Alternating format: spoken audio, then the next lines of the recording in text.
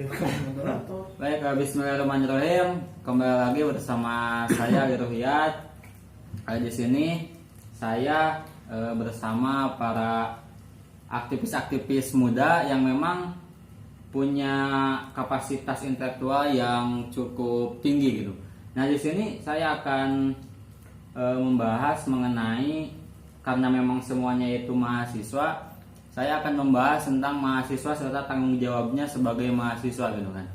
Mungkin sebelumnya saya akan memperkenalkan diri bahwasanya sebelah kanan saya ini sahabat Muhaimin. Dia adalah mahasiswa di Universitas Siliwangi jurusan pertanian, dan dia juga aktif di beberapa organisasi, yaitu organisasi PMII, Pergerakan Mahasiswa Islam Indonesia, juga aktif di beberapa kelompok tani ataupun petani milenial Tasikmalaya. Dan lagi selanjutnya yaitu sahabat Ardian, dia juga seorang mahasiswa di kampus Sekolah Tinggi Ilmu Administrasi jurusan Administrasi Negara. Dia juga aktif di beberapa organisasi, dia aktif di PMII, aktif di KNPI, dan juga aktif di organ-organ lainnya gitu. Selanjutnya ini ada sahabat Satriana Ilham atau yang sering dipanggil Boy. Dia adalah mahasiswa di Universitas Siliwangi jurusan Ekonomi Syariah, tetapi mukanya agak tidak syariah. Ya mungkin itu untuk perkenalan dari beberapa narasumber yang akan nanti menjelaskan bagaimana tanggung jawab mahasiswa dan apa itu mahasiswa serta bagaimana tanggung jawabnya. Nah, mungkin langsung saja, mungkin ini yang akan saya tanyakan kepada tiga narasumber ini, bahwasanya kan di Indonesia sendiri itu kata mahasiswa itu mempunyai makna yang memang cukup dalam gitu kan. Nah, bagaimana menyikapi ketiga sahabat ini mengenai arti mahasiswa itu yang sebenarnya, dan bagaimana gitu kan peran mahasiswa dalam kehidupan sosial ataupun kehidupan beragama berbangsa gitu kan. Mungkin dari sahabat Muhaimin dulu bisa menjelaskan pertanyaan apa itu mahasiswa gitu kan, dan bagaimana definisi mahasiswa serta kenapa sih mahasiswa itu identik dengan hal-hal yang memang mempunyai kadar intelektualitas yang tinggi gitu kan, ataupun sebagai agen-agen perubahan yang mampu menciptakan tatanan negara ataupun tatanan masyarakat ke arah yang lebih baik gitu kan. Mungkin saya persilakan kepada sahabat Muhaimin. Bismillahirrahmanirrahim. Saya akan berbicara sedikit mungkin ya mengenai berbicara tentang mahasiswa, atau sering kita sebut sebagai akademisi. Karena kalau misalnya sekilas dalam sejarah para filsuf, sahabat-sahabat sudah tahu sendiri bahwasanya kata akademisi itu kan digaungkan ataupun pertama kali ada itu di Gunung Kademos ya, kalau bisa di Afrika atau di Amerika, di Yunani ya. Dan memang dalam posisi tersebut itu ada sekelompok orang, sebetulnya ada sekelompok orang yang memang sedang membahas mengenai negara gitu, mengenai keberlangsungan negara, ataupun sebatas kritik ataupun mendiskusikan mengenai negara. Dan kelompok tersebut itu bukan salah satu penguasa dari negara tersebut. Kemudian orang tersebut bisa dikatakan sebagai akademisi yang seperti itu. Cuma ada poin dari cerita ataupun dari sejarah sesingkat mungkin yang saya sampaikan tersebut, ada makna yang memang harus harus kita pahami mengenai sejarah itu. Yang pertama itu mengapa sih kita disandangkan sebagai orang akademisi? Orang akademisi itu tidak semata-mata disandangkan ataupun diberikan kepada orang yang yang mungkin di bawah rata-rata. Karena memang kalau misalnya dilihat lagi dari sejarah yang tadi saya sebutkan, ini berbicara tentang negara, berbicara tentang hal besar mungkin di ruang lingkup ataupun secara teritorial hukum masing-masing di berbagai negara. Ini yang persoalan besar tidak hanya berpikir tentang pribadi artinya, tapi bagaimana kita berpikir terhadap ataupun kebaikan orang banyak, kemudian kepentingan orang banyak. Iya. Nah, ketika kita disangkut pautkan dengan kondisi mahasiswa di Indonesia, jelas kalau misalnya kita di perguruan tinggi itu ada Tridharma perguruan tinggi yang memang ini tidak bisa dilepaskan dari mahasiswa. Namun hari ini seolah-olah mahasiswa itu melupakan apa sih Tridharma perguruan tinggi. Apakah kita cukup dengan KKN ketika kita mengabdi ke masyarakat? Jadi mahasiswa itu sudah melupakan jati dirinya sebagai mahasiswa gitu. Nah, menurut pandangan saya sendiri gitu, bukan saya mendiskreditkan mahasiswa, tapi analisa yang mungkin hari ini di lapangan. Karena kalau lagi-lagi kita kaitkan dengan sejarah yang tadi saya sebutkan, seorang akademisi itu tidak hanya berpikir tentang keilmuannya pribadi. Seorang akademisi tidak berbicara tentang kepentingannya pribadi, tapi bagaimana seorang akademisi bisa menggali sebuah ilmu, bisa mengkaji ataupun memperdalam sebuah ilmu, kemudian diaplikasikan ataupun diaktualisasikan terhadap kebaikan untuk kebaikan yang lebih besar kan gitu. Terus kemudian lanjut dikaitkan dengan kondisi hari ini di Indonesia. Kita lihatlah sejarah sejarah 96, kemudian ya sejarah besar lah di Indonesia. Kalau memang kondisi hari ini Indonesia di mana transisi umumnya dari Orde Baru kemudian ke reformasi, ya singkatnya kan gitu. Sejarah yang mungkin tidak tabu lagi ataupun tidak bisa tidak bisa disembunyikan dari pengetahuan mahasiswa. Karena mungkin mahasiswa pernah tahu lah ataupun sekurang-kurangnya mempelajari tentang sejarah, sahabat-sahabat ataupun mahasiswa itu pasti mengetahui bagaimana perjalanan ataupun kondisi mahasiswa berapa puluh tahun ke belakang. Ya, mungkin cukup dulu untuk mengenai apa sih mahasiswa ataupun definisi mahasiswa tanggung jawabnya. Saya lanjut kepada sahabat Ardian untuk bisa memberikan argumen mengenai apa sih mahasiswa itu gitu kan. Baik, mungkin terima kasih kepada Bung Ali. Mungkin sedikit saja menambahkan bahwa menurut saya mahasiswa itu adalah entitas bangsa, Pak. Maksudnya mahasiswa adalah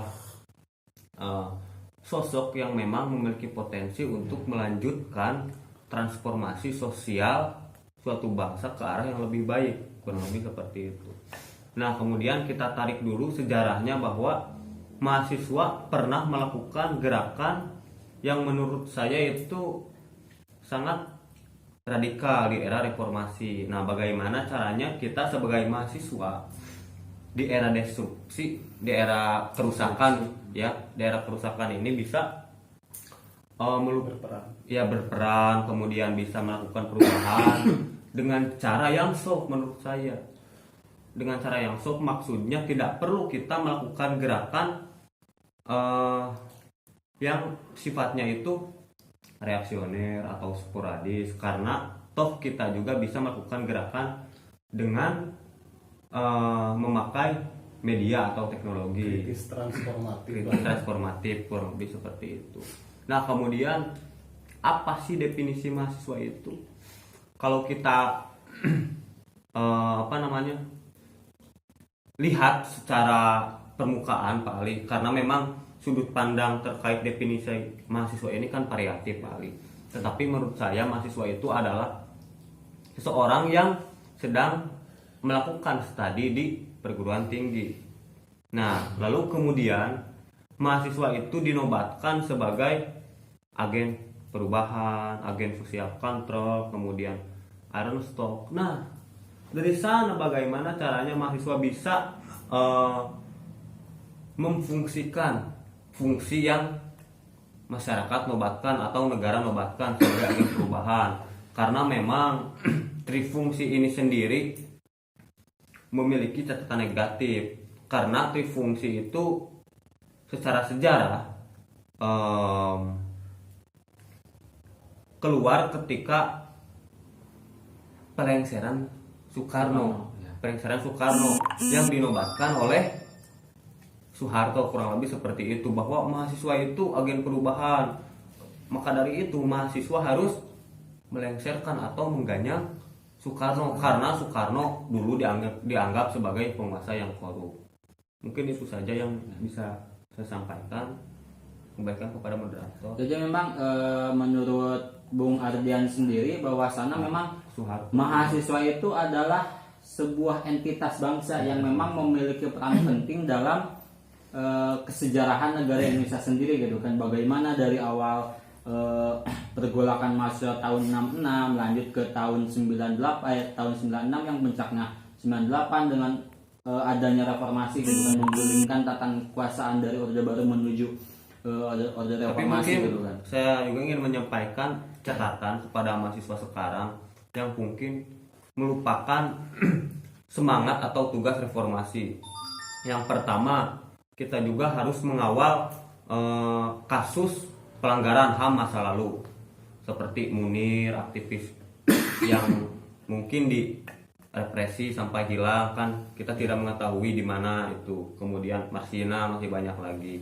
Selain daripada pelanggaran HAM, kita juga memiliki tugas untuk membongkar praktek korupsi, kolusi, nepotisme dari dulu hingga saat ini. Ya mungkin cukup dulu karena memang tadi pertanyaan itu lebih ke apa sih definisi mahasiswa gitu kan, belum membedah secara keseluruhan bagaimana tugas kita nanti sebagai mahasiswa gitu.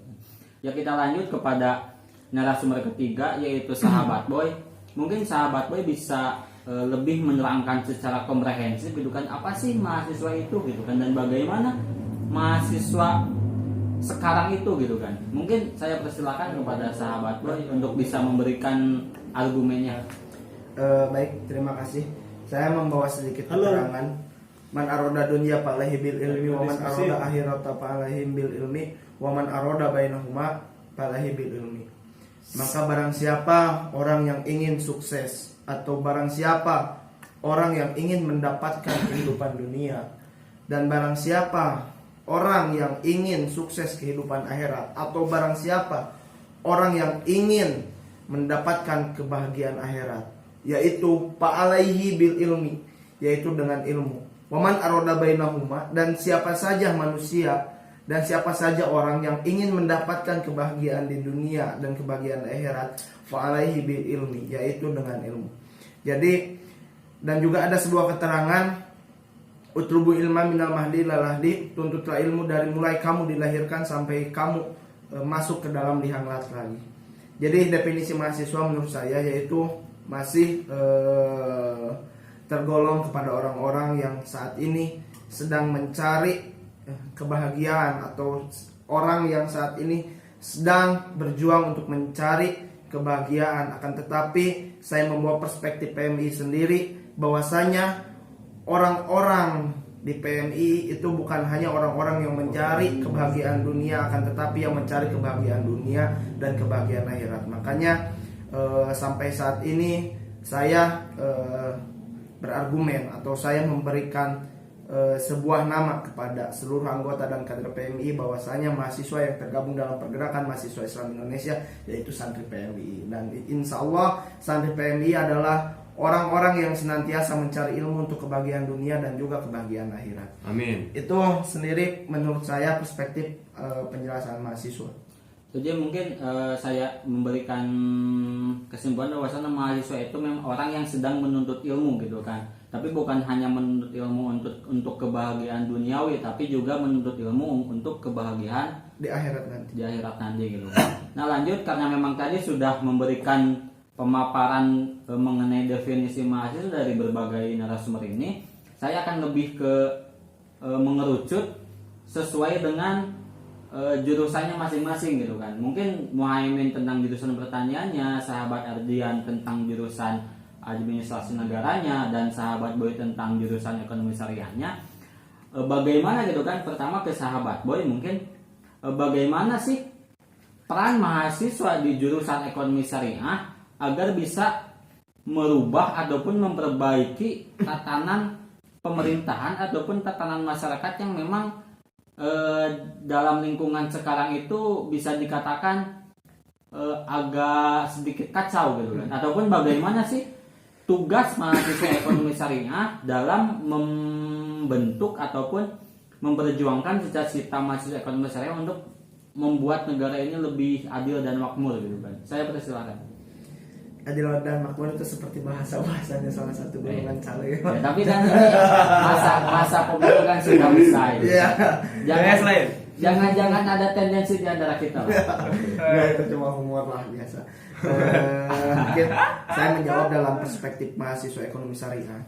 Di sini memang perjuangan kita ataupun perjuangan kami dari mahasiswa ekonomi syariah sendiri tentunya dalam perubahan skala perekonomian. Tidak termasuk terlebih dahulu kepada susunan struktural pemerintahan atau susunan struktural birokrasi yang masuk di sana kan, tetapi kami sendiri di sini berjuang masih dalam tahap bagaimana sih supaya Indonesia kedepannya bisa melakukan perbaikan ataupun bisa melakukan perubahan khususnya dalam segi tatanan perekonomian yang dimiliki oleh masyarakat. Bagaimana caranya kita di sini memberikan pemahaman kepada masyarakat, memberikan asupan-asupan terhadap masyarakat tentang perubahan-perubahan yang kita bisa lakukan khususnya dalam bidang perekonomian. Karena di ekonomi syariah sendiri dengan beberapa prinsip yang sudah kita sekarang mulai laksanakan secara menyeluruh, yaitu sistem perekonomian yang sering kita laksanakan adalah sistem mudharabah ataupun sistem bagi hasil. Jadi bagaimana kita sendiri sebagai mahasiswa memang bisa sebenar-benarnya memberikan pemanfaatan nantinya kepada masyarakat, memberikan pemahaman terhadap masyarakat supaya masyarakat memang bisa berpikir bagaimana caranya mereka untuk memperbaiki diri dalam segi ekonomi. Karena memang sampai saat ini menurut hasil pandangan dari kami sendiri masih banyak masyarakat Indonesia yang hidup di bawah garis berkecukupan. Jadi masih banyak di Indonesia yang hidupnya hanya dalam segi menengah ke bawah. Nah, ini sendiri yang menjadi tantangan kami khususnya dalam masyarakat ekonomi syariah untuk menciptakan lebih banyak lagi peluang-peluang kerja. Masih banyak lagi kami di sini berusaha untuk menciptakan sistem-sistem perekonomian baru yang khususnya masih berpandangan dan menjadi tumpuan dasarnya itu tentang Al-Quran dan Al-Hadis. Ya, mungkin itu dari pemaparan tentang mahasiswa ekonomi syariah serta tanggung jawabnya gitu kan di masyarakat. Selanjutnya kepada sahabat sekaligus Bung Ardian. Terima kasih, Bung. Yang memang di kampusnya itu jurusan administrasi negara gitu kan. Ya. Nah, apa korelasi mahasiswa serta tanggung jawab sosialnya mengenai jurusan administrasi negara gitu kan? Apa titik puncak dari mahasiswa administrasi negara sendiri gitu kan? Sebetulnya saya juga berkuliah di SDA belum selesai, betul. Mungkin saya ingin memaparkan apa yang saya dapat dan apa yang saya pelajari di mata perkuliahan gitu. Nah, kemudian kita mungkin sebagai mahasiswa ilmu administrasi, saya lah khususnya harus bisa memanfaatkan atau mengetahui kemana arah atau relokasi pendapatan negara ini dialokasikan. Karena yang saya tahu bahwa pendapatan negara ini bersumber itu dari rakyat, betul. Yang pertama itu lewat pajak, kemudian lewat retribusi daerah dan sebagainya. Kemudian yang menjadi soal kan hutang negara itu kan dibebankan lagi kepada rakyat. Kemudian sebelum kita merancang proyeksi ke depan, khususnya untuk mahasiswa administrasi negara, kita harus mengetahui histori problematika pemerintahan dari pra-reformasi hingga pasca reformasi paling. Karena pada waktu sebelum reformasi sifat pemerintahan di Indonesia itu sentralistik, belum ada otonomi daerah. Semisal public policy yang ditawarkan oleh Orde Baru itu kan contohnya kebijakan publik yang ditawarkan oleh Orde Baru itu kan kalau gak salah anu 5 tahun teh Repelita. Kemudian kan ketika ada otonomi daerah, ada RPJMD, ada RPJME dan lain sebagainya, dan kita harus mengawal akan hal itu. Mungkin itu saja yang bisa saya sampaikan. Ya mungkin terima kasih kepada sahabat dan Bung Ardian telah memaparkan mahasiswa administrasi negara dalam tugas dan tanggung jawabnya di masyarakat gitu. Nah, selanjutnya ke narasumber ketiga yaitu sahabat Muhaimin. Bagaimana sih pertanyaan itu, bagaimana tanggung jawab mahasiswa pertanian mengenai kehidupan berbangsa dan bernegara gitu kan? Mungkin saya persilakan untuk bisa memberikan argumennya. Yang pertama mungkin saya lebih meluruskan yang tadi saya bicarakan, bahwasanya ketika mahasiswa yang disebut mahasiswa hari ini kurang kesadaran terhadap fungsi dari mahasiswa itu sendiri. Secara general apa yang tadi saya bicarakan, mahasiswa di Indonesia termasuk saya sendiri, karena hari ini saya juga masih mahasiswa gitu Bung Ali. Terus kemudian Mungkin saya yang sudah siap.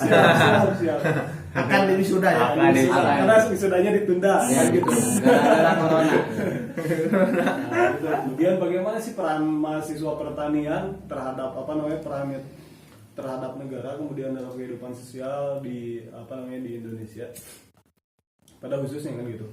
Terus mengenai pertanian ya, memang ini menurut saya ngobrol mengenai tentang pertanian baik di mahasiswa maupun di masyarakat, memang ini hal yang profesi yang menurut saya ini sangat fundamental, yang sangat mendasar kan gitu. Sangat pokok lah gitu.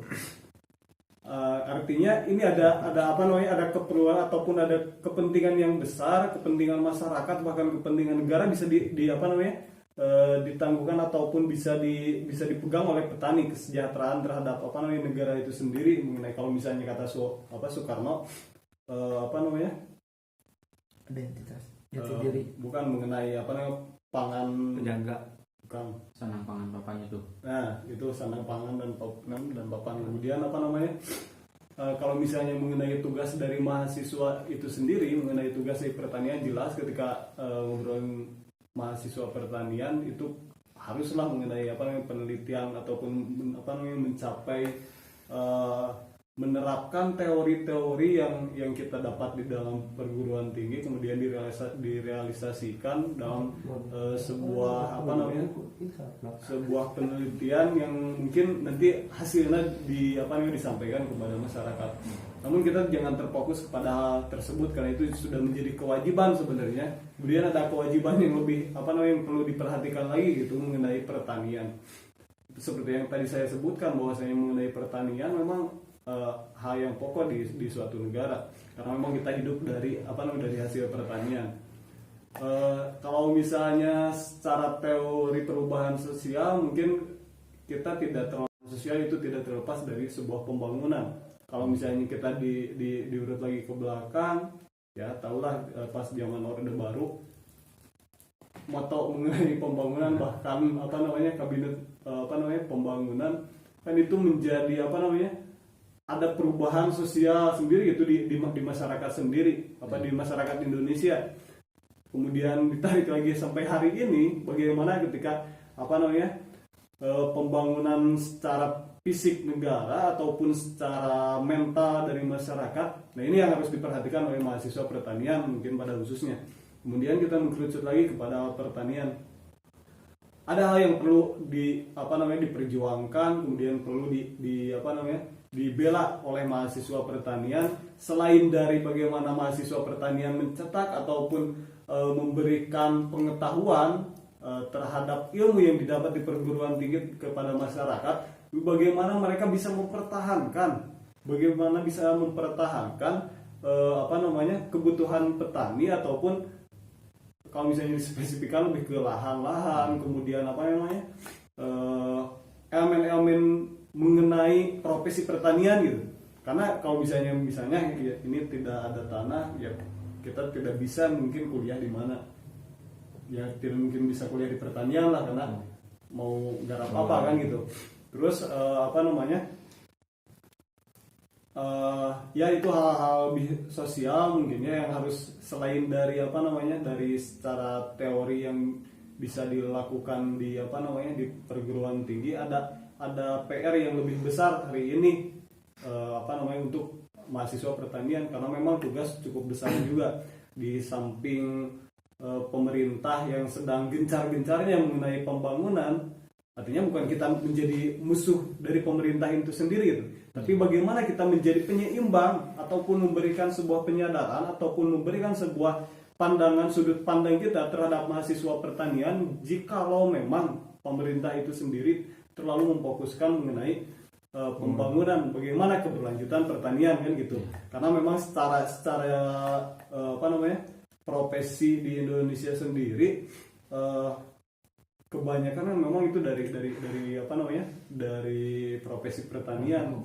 Dan hari ini bahkan dari mahasiswa pertanian pun yang sudah terjun mengenai teori-teori tentang pertanian, seolah-olah mereka tidak percaya diri gitu ketika terjun ke lapangan. Makanya banyak sekali mahasiswa pertanian yang sudah lulus di apa namanya di perguruan tinggi ya jurusan pertanian, akhirnya ketika keluar ataupun ketika lulus di apa namanya di perguruan tinggi ya mereka mengabaikan pertanian, padahal itu adalah sebuah kewajiban menurut saya ketika berbicara tentang pertanian. Dan sama juga dari berbagai leading sektor ataupun berbagai jurusan, bagaimana kita bisa mempertanggungjawabkan nih ilmu yang kita bisa yang kita serap terhadap apa namanya masyarakat, bagaimana mengaktualisasikan terhadap masyarakat itu sendiri. Itu sih sebenarnya. Ya, mungkin saya mengambil kesimpulan bahwasanya saya menemukan sebuah kata-kata bahwasanya negara itu terlalu sibuk membangun tetapi lupa berkebun gitu kan. Itu salah satu betul. realita yang memang terjadi dalam kehidupan di masyarakat sekarang gitu kan. Bagaimana regulasi-regulasi pemerintah yang memang bisa dikatakan mendiskreditkan mengenai masalah pertanian khususnya gitu. Nah, mungkin untuk pertanyaan selanjutnya kepada sahabat Muhaimin, apa sih gitu kan tantangan terbesar dari mahasiswa jurusan pertanian sendiri ketika akan mengimplementasikan mengenai pertanian itu sendiri? Ya mungkin tadi sudah dijelaskan bahwasannya memang ya negara terlalu sibuk membangun infrastruktur dan lupa bahwasannya lahan-lahan pertanian itu terus tergerus oleh perusahaan-perusahaan yang memang merusak lingkungan ataupun yang lain gitu kan. Nah, apa tantangan terbesar mahasiswa pertanian juga bagaimana solusinya agar bisa meningkatkan sanang pangan papan di negara kita sendiri gitu kan? Saya sangat bersilakan. Terima kasih. Kalau misalnya asumsi saya sendiri mengenai apa yang disampaikan oleh Bung Ali tadi, sebenarnya yang jadi PR kita hari ini, kalau misalnya data dari tiap tahun itu mengenai pertanian terus mengalami penurunan, karena memang kalau misalnya ya kembali lagi lah misi dari negara kita sendiri seperti apa, dan itu berimbas terhadap pertanian. Bagaimana kita merealisasikan kemudian membangun pertanian kan gitu di masyarakat yang lebih seperti itu. Cuma ada hal yang lebih penting nih menurut saya. Yang pertama itu bagaimana kita meningkatkan ataupun memberikan pemahaman ataupun penyadaran terhadap pentingnya pertanian.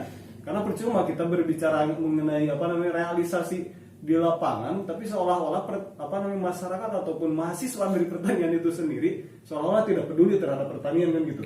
Kita mau merealisasikan kemana? Cuma catatan yang pertama itu bagaimana kita bisa sadar mulai dari diri sendiri, kita terjun ke lapangan, kita peduli akan lingkungan, kita peduli akan pertanian, kemudian kita baru berbicarakan bagaimana sih keberlanjutan pertanian di Indonesia. Terus kemudian ini sebenarnya mengenai pertanian tidak bisa kita pisahkan dengan negara. Ya, tidak bisa kita pisahkan dengan negara. Karena apa? Ya posisi kita dalam berapa ratus ribu atau juta ya lahan pertanian memang itu masih milik negara, dan ada yang kelola pribadi ataupun ada dari PT sendiri. Nah, ini yang perlu kita perjuangkan. Yang pertama itu bagaimana kita meningkatkan SDM, sumber daya manusia, ya. Kemudian kita mempertahankan SDA yang hari ini sedang digerogoti, mungkin kan gitu, yang sedang digerogoti. Kalau misalnya kita terlalu fokus terhadap menekankan apa namanya infrastruktur, kemudian teknologi untuk pertanian harus seperti ini, teknologi untuk pertanian harus semakin ditingkatkan, tapi SDM untuk mengelola itu semua di mana? Nah, itu yang perlu kita tanamkan ataupun yang perlu kita edukasi ke masyarakat itu sendiri, bahkan terhadap mahasiswa pertanian, karena seperti yang tadi saya sampaikan, bahkan dari mahasiswa pertanian pun sendiri seolah-olah mereka ataupun saya sendiri mungkin ya, ataupun secara general ya, ngobrolin mahasiswa pertanian, berapa persen lah yang sadar mengenai pertanian. Itu yang jadi yang jadi PR besar hari ini, kesadaran mengenai pentingnya pertanian di Indonesia. Meskipun secara secara lahan ataupun geografis kita luas. Kalau misalnya menurut ya Presiden Soeharto, ya negara kita negara agraris, artinya lebih luas daripada daratan lebih luas daripada lautan. Meskipun pada kenyataannya kita lebih luas lautan daripada daratan. Tapi ada sumber yang ada emas yang perlu kita jaga sebenarnya. Bagaimana Belanda ataupun Portugis yang datang ke sini itu semuanya untuk apa? Mengurus rempah-rempah yang bisa mereka bawa, dan itu merupakan emas menurut saya yang harus dijaga oleh mahasiswa pertanian ataupun masyarakat itu sendiri ya, pada khususnya si mahasiswa pertanian. Sekali lagi saya menekankan lebih ke penyadaran sebenarnya mengenai pentingnya pertanian di Indonesia itu. Ya, jadi mungkin saya akan mengambil poin pentingnya, yaitu tantangan terbesar itu memang banyak mahasiswa pertanian yang memang belum sadar akan pentingnya kita melakukan regenerasi petani gitu kan, yaitu dalam konteks sumber daya manusia. Juga kita harus mementingkan bagaimana sumber daya alamnya itu ataupun lahan-lahan pertanian itu tidak sampai beralih fungsi. Seperti itu, karena memang dua-duanya harus balance lah. Nah ya seperti itu, karena memang jika melihat realitas sekarang lah, banyaklah ada satu kampus yang memang dijadikan guyonan oleh mahasiswa pertanian, banyak sarjana pertanian yang malah kerja di bank. Ya mungkin ada beberapa kampus yang memang jurusannya itu kalah masuk ke bank gitu. Nah, makanya menurut apa yang tadi saya sampaikan mengenai butuhnya peran pemerintah di sini, ini nih, bagaimana pemerintah bisa ya fokuslah gitu. Ketika saya dari pertanian, kamu menggarap tentang pertanian, fokus di pertanian, jangan sampai terlalu melebar, memberikan porsi lah terhadap mahasiswa pertanian itu. Jadi punya peran masing-masing gitu kan dari tiap jurusan.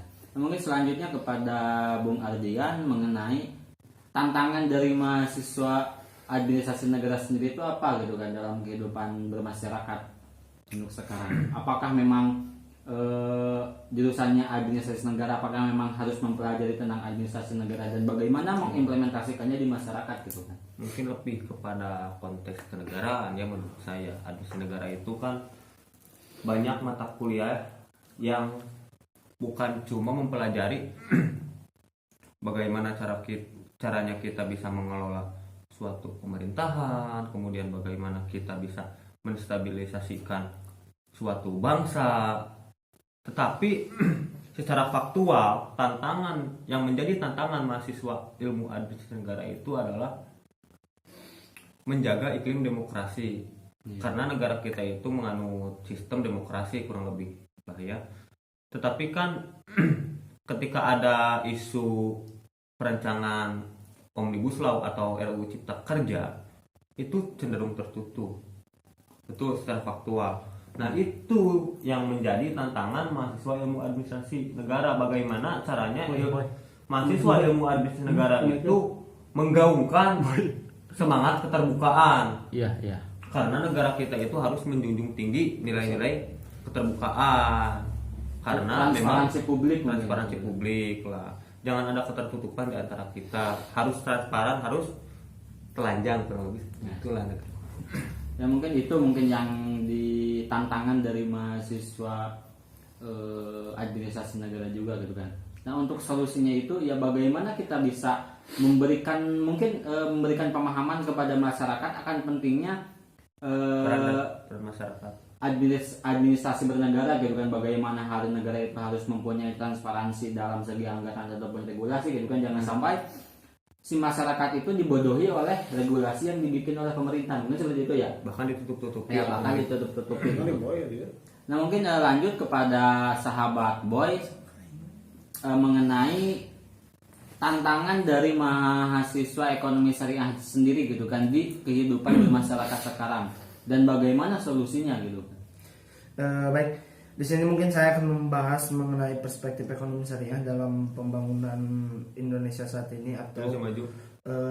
Indonesia maju ya, Yeah. dan adil makmur ataupun tantangan memang perekonomian syariah terhadap kemajuan bangsa ini sendiri.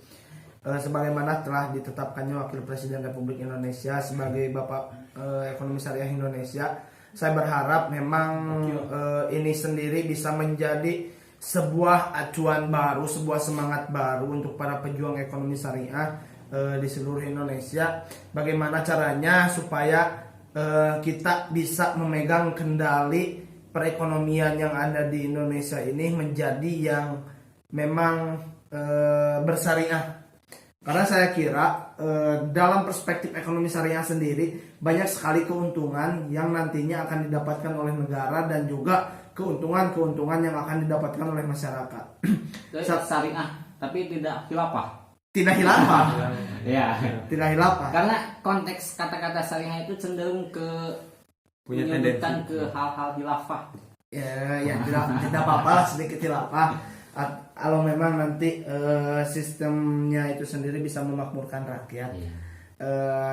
Salah satu contoh yang memang harus diterapkan dalam ekonomi syariah sendiri, khususnya yang berada di Indonesia, sistem zakat infak sedekah wakaf ini sendiri memang harus benar-benar pemerintah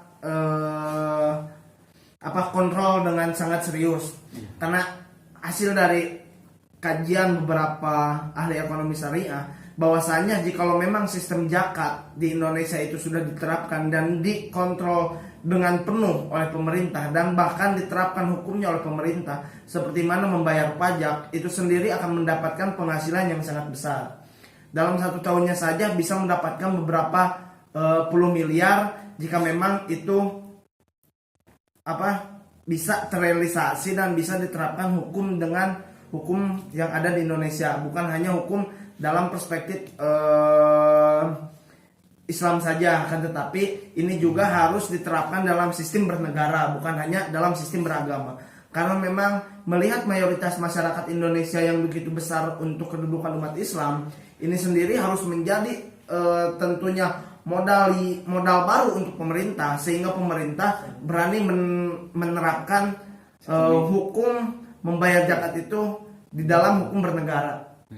Karena memang jikalau sistem zakat saja itu sudah diatur oleh negara dan orang yang tidak membayar zakat bisa dihukum oleh negara ataupun bisa mendapat teguran dari negara, saya yakin uang yang terkumpul itu bisa benar-benar menjadi pembangunan baru untuk Indonesia ataupun bisa benar-benar menjadi napas baru untuk perekonomian Indonesia. Karena di dalam zakat sendiri itu sudah diterapkan ataupun dalam zakat sendiri itu sudah ditetapkan ini dananya bisa disalurkan untuk siapa saja. Tentunya dengan 8 asnaf tersebut justru inilah yang perlu diperhatikan sebenar-benarnya perhatian oleh pemerintah. Ya karena memang jika melihat undang-undang dasar juga kan yatim piatu, anak miskin itu kan dipelihara oleh negara Ya. seperti itu. Dan itu tidak keluar dari konteks prinsip-prinsip keislaman dalam hal muamalah gitu kan. Ya.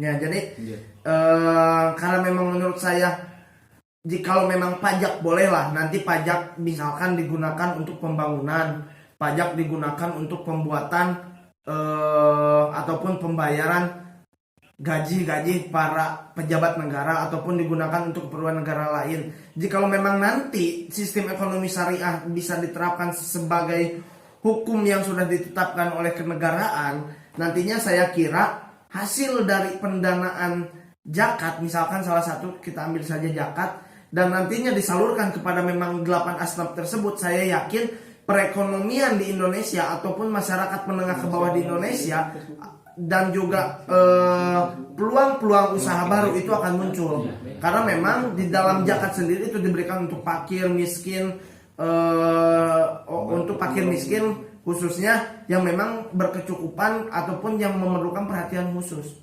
Itu akan menjadi semangat baru dan itu akan menjadi napas baru perekonomian Indonesia. Itu salah satu contohnya. Jadi mungkin saya mengambil poinnya bahwasanya memang prinsip-prinsip muamalah dalam agama Islam itu ya bagaimana bisa diterapkan di negara Indonesia, tapi prinsip-prinsipnya gitu kan, bukan agama Islamnya Statutanya, gitu. bukan Ya, status karena negaranya. memang negara Indonesia itu kan negara pluralis gitu kan, yang memang beragam-beragam agamanya gitu kan. Jadi prinsip-prinsip keislaman pun kan jika melihat Pancasila juga kan itu mengandung prinsip-prinsip keislaman gitu kan. Nah seperti itu. Ya mungkin untuk diskusi kali ini dicukupkan sekian gitu kan. Orang beres. Dicukupkan sekian bahwasanya memang kita sebagai mahasiswa itu kan mempunyai fungsi ataupun mempunyai tanggung jawab sebagai agent of change ataupun agent of social control. Ya bagaimana kita sebagai mahasiswa bisa mengimplementasikan apa yang kita pahami di kelas-kelas ataupun di perkuliahan agar bisa diaktualisasikan dan diimplementasikan di kehidupan masyarakat gitu kan, agar tatanan pemerintahan kita ataupun tatanan masyarakat kita itu bisa lebih maju gitu. Nah itu mungkin salah satu tugas dari mahasiswa sendiri gitu. Jadi jangan sampai kita sebagai mahasiswa itu melupakan entitas dan esensi dari mahasiswa itu sendiri gitu kan. Ya seperti itu. Ya mungkin untuk diskusi kali ini dicukupkan sekian. Terima kasih. Semoga bermanfaat bagi pembaca. Assalamualaikum warahmatullahi wabarakatuh. Waalaikumsalam.